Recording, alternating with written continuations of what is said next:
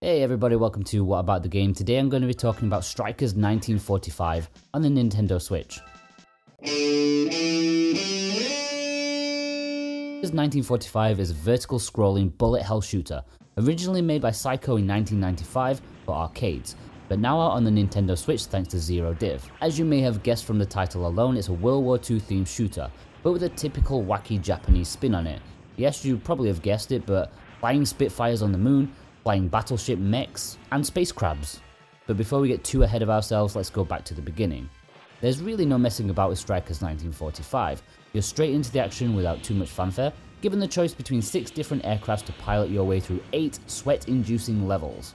If there's an easy way for a shooter to go straight to my heart, it's through highly varied craft, and that's exactly what Strikers 1945 does. They each have their own stats and feel to them. You quickly find your favourite one, but all of them are a joy to play as. Usually in a shooter there's one little runt that I just can't get along with, but that's not the case here. I like them all.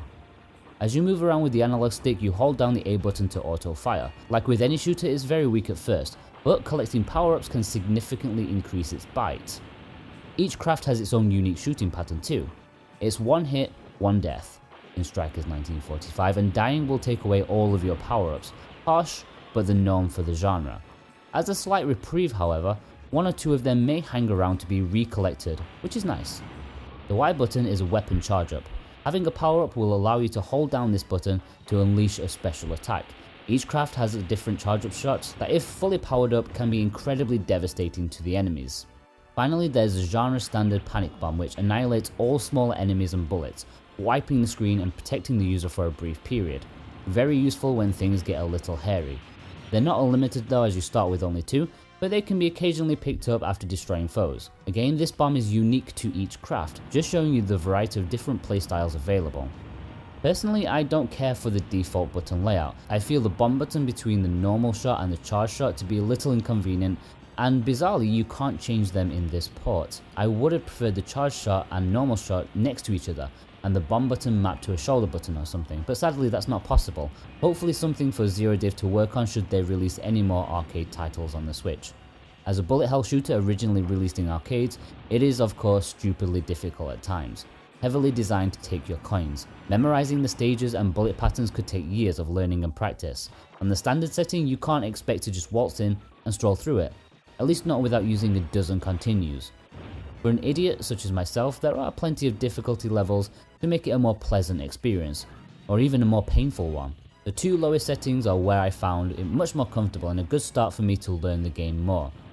It's so satisfying to play, powering up weapons, destroying waves of enemies, the end of stage bosses, dodging the never-ending stream of bullets, big and small. It's an absolute pleasure to play. There's just one thing that may put people off though, the length. The 8 stages will last you 15 minutes at most. Short lengths go hand in hand with the genre, but this one is on the extreme end of briefness, which will instantly make folk turn away for not getting their money's worth. But as a high score chaser, you're expected to play over and over again, improving your skills as well as sampling all the very different fighters. Personally, I know I will play this over and over again like I do with Blazing Star.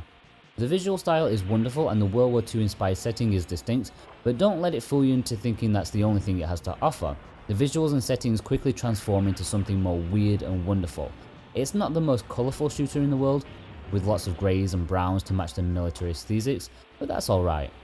Strikers 1945 is quite simply an excellent match for the Nintendo Switch. Something fans have been excited about for quite a while is the ability to turn your Switch screen vertically and play it like it was in the arcades, in all its screen-using glory. Now you don't need to do this, as playing it in the Switch's normal horizontal form is fine, in fact needed when docked, but there's something so wonderful about utilising the long, tall screen to its full potential, and not feeling bordered in or squashed. It's fantastic, and possibly the definitive way to play the game in my opinion. As a nice bonus, there's a chance to play 2-player cooperatively with a friend. It's fun shooting down enemies together while scrambling for power-ups, but I wouldn't say that's the best way to enjoy Strikers, since there's a slight issue of keeping track who's who, since most of the crafts look very similar. There are not as many options compared to what we're used to with the Neo Geo ports from Hamster, which is a shame but not a huge loss. You can select the difficulty, change the screen filters, and adjust some gameplay things such as starting lives, score to get an extra life. There's not much sadly. With the aforementioned lack of button mapping, being the sorest piece that's missing.